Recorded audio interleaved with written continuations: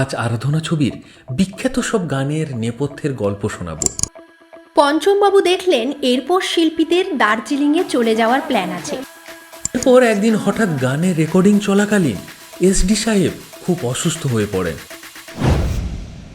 যে কোনো প্রেমিক স্বপ্নে তার প্রেমিকাকে নিজের মতো সাজাতে চায়, কাছে পাওয়ার জন্য অপেক্ষা করতে থাকে।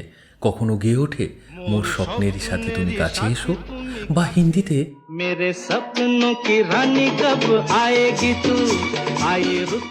আজ আরাধনা ছবির বিখ্যাত সব গানের নেপথ্যের গল্প শোনাবো। প্রযোজক পরিচালক শক্তি সামন্ত, যিনি বাজেটের সীমাবদ্ধতার কারণে শঙ্কর জয়কিষাণকে ফিল্মের সঙ্গীত পরিচালনার জন্য নিয়োগ করতে পারেননি, এস.ডি. বর্মনকে অফার দেন তাঁর ছবিতে সঙ্গীত পরিচালনার দায়িত্ব নেওয়ার জন্য।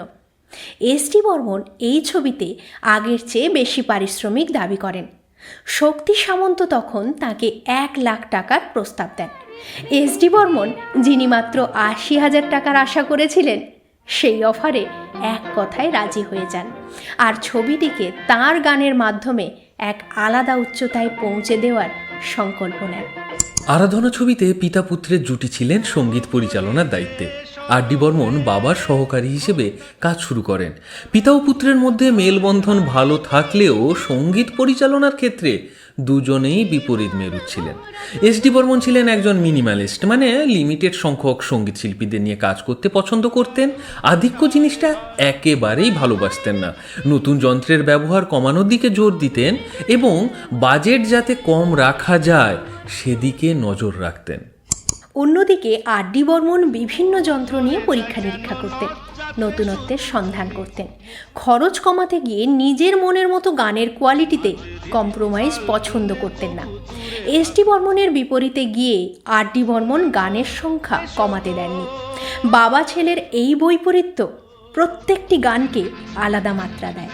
তবে মেরে স্বপ্ন কি রানী রেকর্ডিংয়ের সময় আর.ডি. বর্মন বিশাল আর্থিক ক্ষতির হাত থেকে বাঁচিয়ে দেন। ঘটনাটা হয়েছে কি, রিহার্সালের সময় তো এস.ডি. বর্মনের দলের গিটারিস্ট এবং অন্যান্য শিল্পীরা দারুণ একটা ছন্দে বাজাচ্ছিলেন, যা এস.ডি. সাহেবের খুব পছন্দ হয়। কিন্তু গানটি রেকর্ডিংয়ের সময় ওই গিটারিস্ট সাধারণ লোকোমোটিভ বিটটি বাজাতে পারেননি। বারবার চেষ্টা করেও সেদিন আর রেকর্ডিং করা সম্ভব হয়নি। এস.ডি. সাহেব রেগে মেগে রেকর্ডিং বাতিল করে দেন।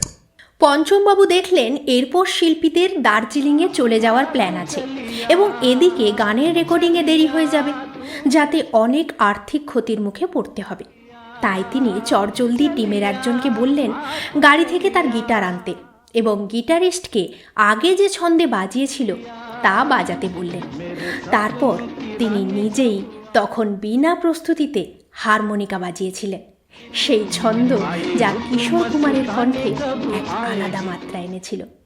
এছাড়া এস.ডি. বর্মন বাংলায় গাওয়া কিশোর কুমারের একটি ছড়ার গান কালকে যাব শ্বশুর বাড়ি, তার সুর নিয়ে তৈরি করেন রূপ তেরা মাস্তানা।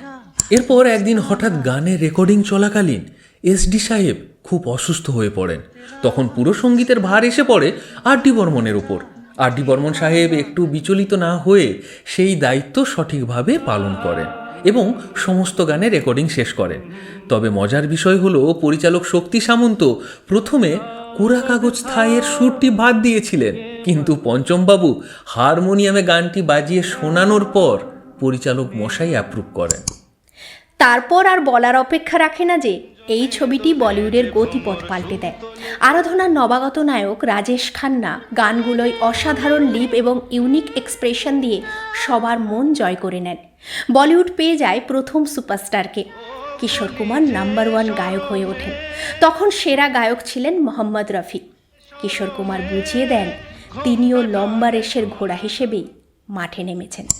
আর.ডি. বর্মন হয়ে ওঠেন ফিল্ম ইন্ডাস্ট্রির সবচেয়ে চাহনেওয়ালা সঙ্গীত পরিচালক। বিভিন্ন গানের সঙ্গে কিশোর কুমারের গলায় মেরে স্বপ্ন কি রানী সব প্রেমিকের যেন অ্যানথেম সং হয়ে ওঠে। কিশোর কুমার জিতে নেন সেরা গায়কের ফিল্মফেয়ার পুরস্কার।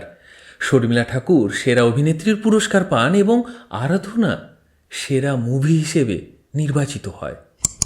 আজকের মতো এইটুকুই। আরাধনার বাংলা হিন্দি মিলিয়ে কোন গান সব থেকে প্রিয় তা কমেন্টে জানান। আমাদের নিবেদন ভালো লাগলে অবশ্যই লাইক করুন আর নিজেদের বন্ধুবৃত্তে শেয়ার করে দিন। আমাদের সিনে চ্যাট উইথ অরূপসূচি চ্যানেলটি সাবস্ক্রাইব করে পাশে থাকুন। ধন্যবাদ।